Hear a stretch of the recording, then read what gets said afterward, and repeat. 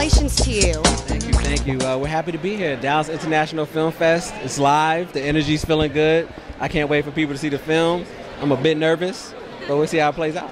I'm always excited when I meet a first-time feature filmmaker at a fest.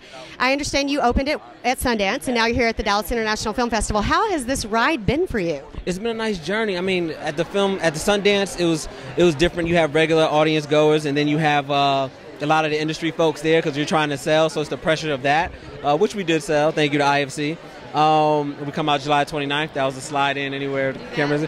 But ultimately, it's a different feel now being here at Dallas, kind of in the moment a little bit more. You know, you're not worried about anything, just how the audience feels and how they take the whole film. And yeah, it's different energy, and I feel really good. So the film is based off of two kids that I actually mentor in LA.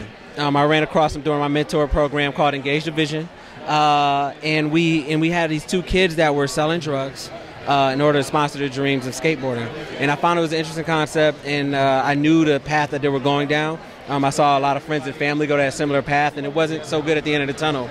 And so I really wanted to showcase the consequence. And when I met the two kids, they let me follow them around for a while, a couple of years, as I was developing the story, and they brought me into the skateboard world, because I'm not familiar with it at all.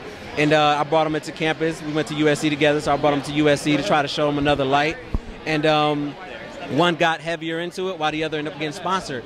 And so there was my story and there was my film, and so I wrote the film about these two kids.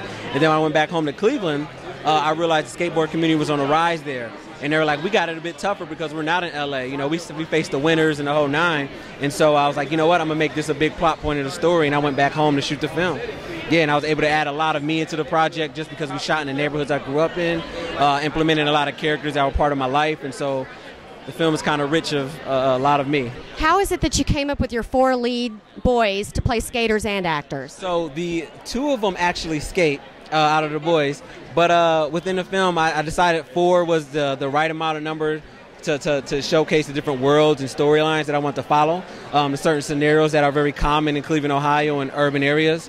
And then the 2 boys, George was an actual skater, like he wanted to skate, this was his dream, and so he plays the lead, Cisco.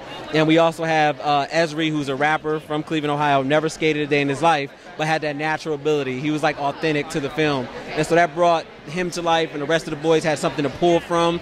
And then Rafi, he lied during his audition and was like, I know how to skateboard, sent me a video of a clip of him just going down one-way street.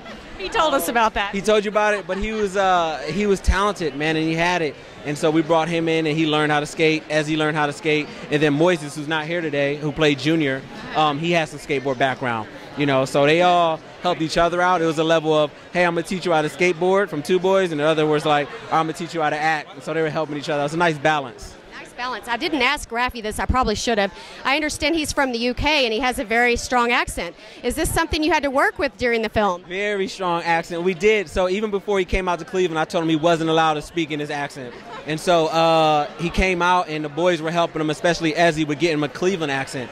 So it was tough for him because we'll go out to dinner, we'll go out to eat, we'll do events, and he couldn't talk in his accent, which helped ultimately. But yeah, I was very tough on him. And then George has a very strong Latin Dominican accent that now he's much better. This was months ago, almost a year ago actually. And so same thing with him. We were trying to work on getting his accent down. But yeah, it was tough for them. It wasn't just like an easy pickup.